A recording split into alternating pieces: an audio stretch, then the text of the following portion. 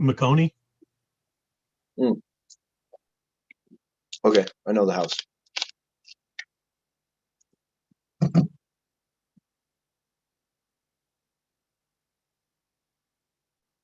Yeah, it does seem to be an issue at this time of the year.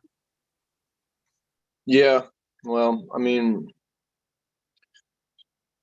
we're tolerant during certainly snow bans, where you want cars off the street, but not for the whole winter. So we'll sort it out. I think they were pretty good for a little while. Agreed. They were pretty good for a bit, but once they start plowing, then it's all of a sudden, oh, we can park here. Yeah.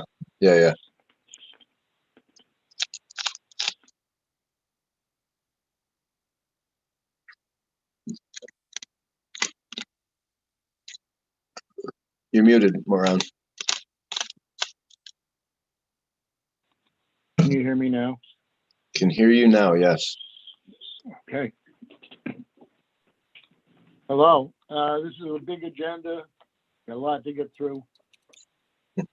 Dean DeVito called me. He said he has to come back and explain a couple things, and so on. So, no, this should not take too long.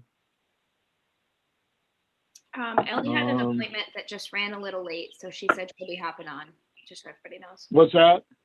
Ellie had an appointment tonight that ran a little bit later than expected, so she'll be hopping on. Okay, we're all right.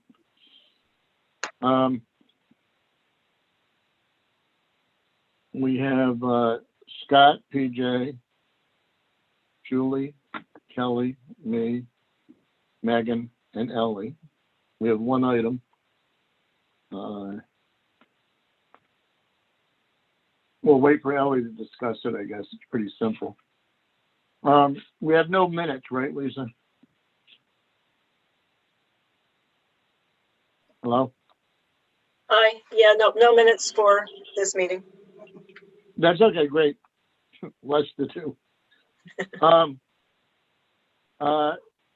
do want to, we'll get Ellie on too, but I want to talk about training. There isn't any, right? The county's not doing any, Joe. They didn't do any. Because you're not even getting training, building inspector training. No, there's no training. So not I'm in wondering if, right, maybe one thought I had is that we could have Ethan set us up for Zoom meetings. Don't know how this works because it's for training. And so as long as we don't discuss any current zoning questions, applications, I don't think we violate open meeting law, right? I believe that's true, yes. Yeah. So one of my thoughts would be that, we have some newer members and semi-newer and older, that we have some Zoom meetings where we sit down and look at the zoning code together, the city's newest zoning, what we have, and start to understand what's where in the zoning code. Just go through it, pick a few sections. It doesn't mean, when Joe and Kyle and those guys go to code class, and I used to go to code class and all this, certified building inspector, and they always taught you in code class that you didn't memorize the code. You didn't go, oh yeah, section 643C says this. I mean, you remembered some of that. But basically what they taught us in code class, I think Joe and Kyle will agree, was how to find it in the code, right? Pretty much. Like how to find what you want to know. How do we find where the parking requirement is? How do we find where the setback is? What are the different zoning districts and why are they different? And I think instead of some sort of obscure legal review of cases in Middletown, New York, that we need to get 4 hours of training. And I think that would be, listen, I've been doing this a long time and I still have trouble finding stuff sometimes. So I think that would be the most helpful way to train, and that would be to take we all have a code book, right, zoning code, and pick some things. And so and I don't know when we would do this. I don't know how, if we want to try and do it as part of, like, I don't want to do it tonight, but as an example tonight, where we decide that we have a half an hour of zoning going on, and we could say, let's pick this part of the code and look at it and understand setbacks or special use permits or plan unit developments or whatever. But I mean, we got to get 4 hours in somehow. And I'm actually the one who decides at this point what those 4 hours, what qualifies as them. So if people come with independent stuff, say I did a course online, that qualifies. But I'm thinking that, some of us have been around a little longer, some are newer. And I think that you're going to find that it'd be helpful so we all know it. And when we're sitting there and we ask Joe, well, what does it say? We know that we have to go to that section of the tables to find out. I mean, not some of the obscure formulas, but, this is where we find the parking requirement or why it's like that. So does that appeal to anybody? Yeah. Okay. You got that. So I think that what I'd like people to do then, since is look at the book before now. We'll see what we get for applications for March. But and I don't care if we do it separately. We used to do it. We've often done them separately. So I don't care if we have Ethan set up a separate Zoom meeting for us. And, somebody from the building inspector's office. I know overtime's probably tight in this new budget. Who knows? But seriously, anyway, if everybody would email me and say, hey, when we're going to do this, I'd like to understand this, whether it's parking, setbacks, special use permits, and then we'll come up with some topics. We don't have to go crazy on them. I mean, we got to get 4 hours in throughout the year. So if we do an hour here and an hour there, it's self-directed. I think that would be useful. So send me an email. We'll also see what we have. We won't know, when is that due, Joe? The 26th? When is the first? No, the first Wednesday is the 3rd. So is the 19th the cutoff? Yeah. Right, the 19th of February, because it's a short month. It's 10 days before, which is really Wednesday the 3rd is the first Wednesday of the month again. Okay. Right. I don't have So the calendar in front of me, but that sounds right. yeah, I'm looking at one. So what I'm saying is that today is the 8th. In another 2 weeks, or give or take a little less, we'll know if we have anything for March, and maybe we can say, look, we got one case, and then we're gonna spend a half an hour or an hour doing it. I mean, I think it's easier to do that than say, hey, you want to come on another Tuesday night in the middle of the week, month or something. So how about that part about doing it during the meetings or after the meetings? Is that okay? It is with me. Yeah. I'm really interested in it. So. Okay. All right. So we'll start to do that. So go through the zoning code, look at the different chapters, if you will, or the different concepts, whether you want to know about signs, whether you want to know about setbacks, whether you want to know about how stuff gets referred to other boards, zoning districts, you want to understand the zoning tables better about allowed uses, principal uses, allowed uses allowed with a special permit. And just send me an email, and whatever if I happen to get doubles, then I'll say, oh, that's a popular topic or more, So, and then we'll start to decide it. And then, hi, Ellie, we're just talking about that we don't have training, and we've been talking about it for a couple minutes. And what we're going to do is I proposed, and people seem to like the idea of either after a meeting, like a short meeting, not tonight, but like tonight, where there's one item, maybe spending an hour and picking various parts of the code, our code, not some obscure code, and going, let's talk about parking, or let's talk about coverage or area variances, or let's talk about use variances or whatever. So I've asked everybody that this is a short month, so we'll know by the end of by the 19th, unless it's something else, what we have on the agenda next month. And if it's short, then maybe we'll do an hour here and an hour there. But so what you need to do is look at the zoning code and decide what part you want to understand or you think we should talk about, and just email it to me. Sounds Okay. good. Okay. All right. We got plenty of time, but we have one application, which is Kim O'Leary and Elizabeth O'Leary for a Class B area variance to add an attached breezeway and garage to the home extending into the side yard setback. Has everybody looked through this pretty much? Okay. I think it is going to be, we have all 5 regular voters. Does anybody have a conflict location-wise? No. No, right? Okay. So TJ and Julie will get to observe and watch these brilliant 5 in action. Anyway, if you look at it, and they spent some time actually answering the questions instead of just going, no, it's not bad, no, it's not this, no, it's not that. And they have an almost right seeker. In a nutshell, what it looks like. Joe, did you run the coverage? Yeah. Is it okay? There's no coverage or open space issues. Okay.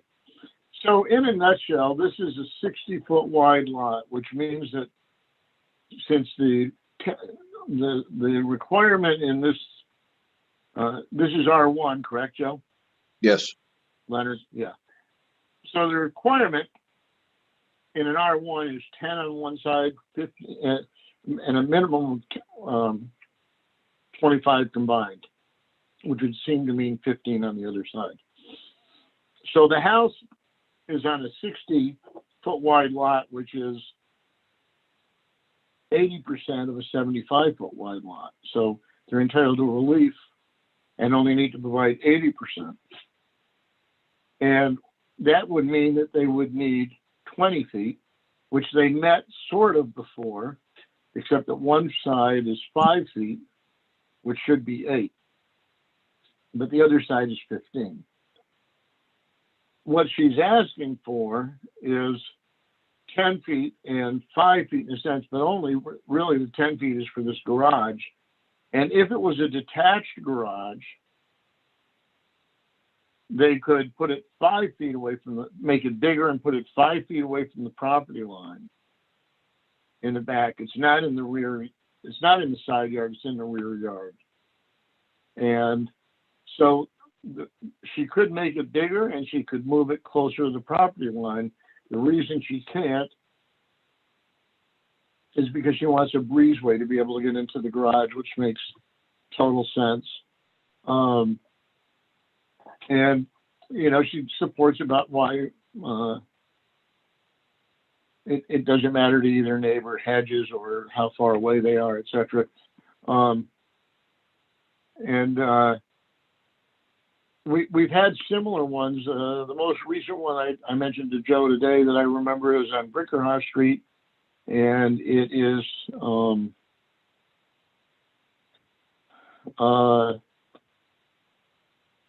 the house that has a small garage with and did the same thing, put a breezeway. That one actually was worse because that was in the side yard, I think, Joe, correct? Yes. This is Lanigan. She passed away. Now Randy Larkin and Karen Larkin live there. But anyway, it was created. It was actually worse, and we granted that one. And you know, it's I mean, relatively, people can have their opinion, but it's this breezeway makes sense to get to this garage, and I think she did talk about making the garage smaller so that they could keep it as far away from there as they could. Anyway, do people have any questions about it at all? Does any, okay. I don't either, frankly. So, I mean, that's as clear as I can put it. I think that she's done a pretty good compromise. So, and it's just refreshing not to have anything else that we don't like on the agenda anymore, I gotta say. So, all right. So are we all set to do this one? Do we have any? I mean, we've got a little time before the meeting. We've got 15 minutes, if not. But there's no questions on this. Are there questions about anything else? Ron, I'm sorry, but I do have a question. Yeah. I get that the issue is that she is extended into the side yard setback, but you lost me on the numbers. There's supposed to be a combined 20, Yes. and she's how much? She's short by how much? 5 feet. 5. She's 15. But it should be noted that the 5 on the other side is a pre-existing non-conforming condition that's been there. In other words, that should have been 8 and it should have been 12. Okay. It's also to be noted Gotcha. that it. Do you follow that? Yeah, I You know got what you. I'm saying? So, I mean, it actually, one way to look at it might be to say that she only really needs 8 on one side and she's deficient on the other side by quite a bit, but that's almost a worse variance, But in a sense, she still has more than one of the 2 side requirements on that side. I mean, aside from anything else, as a practical matter, all it is that whether or not she can put a breezeway to be able to walk from her garage to her house in the winter, right? I mean, otherwise, if it was freestanding, it could be bigger and 5 feet away, and we would often see that from people, right, Scott, where people would come and say, well, it's just like an attached room, but 5 feet away. So I think that in a sense, she did pretty good staying 10 away, but those are the numbers. The 20 is because it's normally 25. It's 60. It's 80% of the 25 because it's a 60-foot lot instead of 75-foot lot. That's where those come to. But it should have been 8 and 12, not 5 and 15. So that's a pre-existing non-conforming, and it's probably a pretty old house, right? Leonard was done way before zoning was finished up, right, Joe? Yeah. When you said, And yeah. Leonard would have been done in early 60s. Because we built on Yeah. Hillcrest in 65. And Leonard was existing then. Right. So certainly, so that's part of it also. This isn't like, this is a house that's existing and had a pre-existing non-conformance too. So I think that's important. Well, and actually, I think they've lived there since the 60s. Mm-hmm. They may be the original owners. Yeah. Do you know them at all, Scott? I do. Brian O'Leary, Kim's younger brother, went to school with me. Okay. So this is a family home because it's still owned by Mary O'Leary, who I assume is the mother. I believe so, yes. Yeah.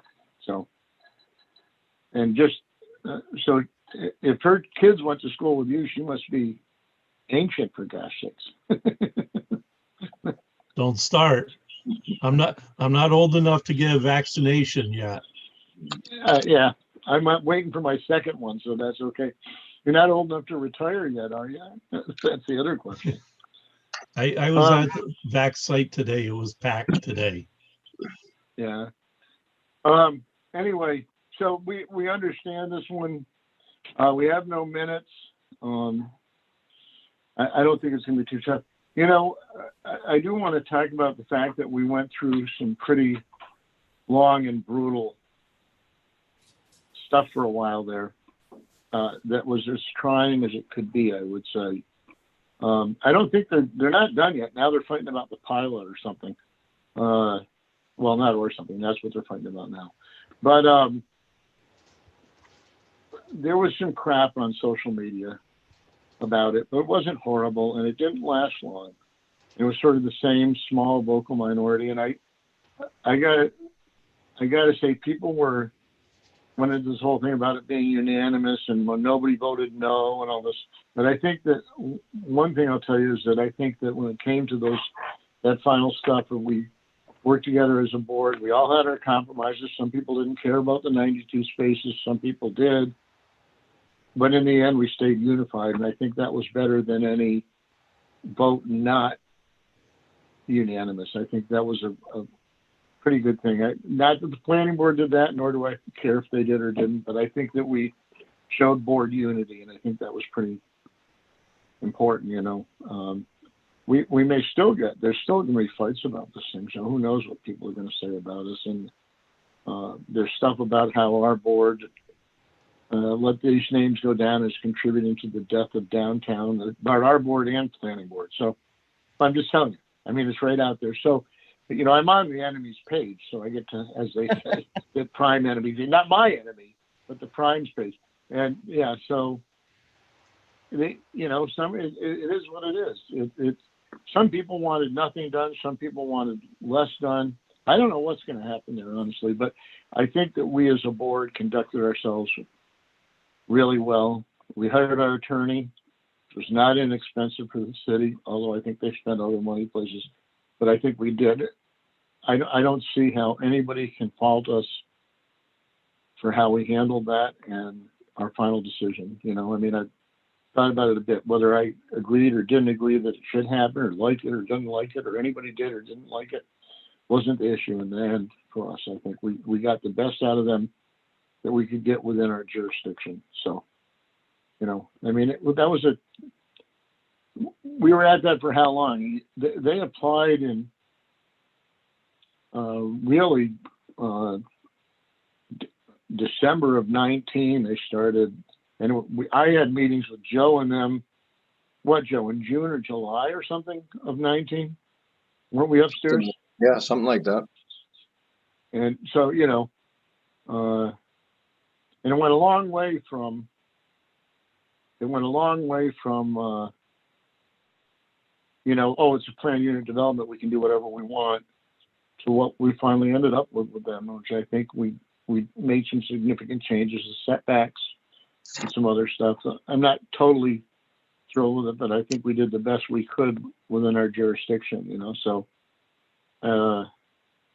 if you get any flack, I think we can obviously hang our, you know, keep our heads high, and we really did examine it pretty well, and we didn't cop out or blame it on anybody else. We did our thing. So it'd be interesting to see. I think it's a pretty tough thing to do, to start a project like that in these times, but we'll see. It's out to bid, right, Scott? I don't think, by the way, that I don't believe that any company I was previously associated with is going to be bidding it, actually. But it's out to bid. And oddly enough, the bid requirements talked about an exterior still talks about hardy board and metal. But that won't happen because they can't do that. And I think that's just some old bid specs from its Trinity Construction. But anyway, we'll see. It's hard to bid that stuff, so I don't know. Anyway, at least we can relax, and now we don't have to do that. We don't have to think about it until we get sued or something. I don't think they can. I don't know if they can sue us. Well, they can do an Article 78, right, about our decision.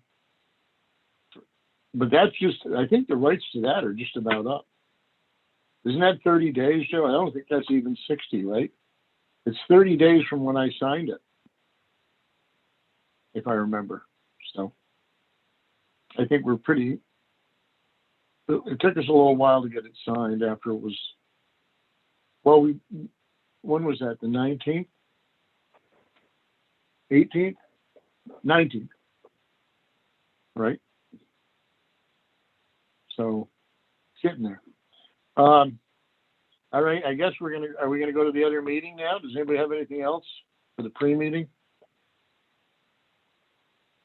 No? Okay. I'm gonna leave and go to the other meeting even though it's early. Maybe we get out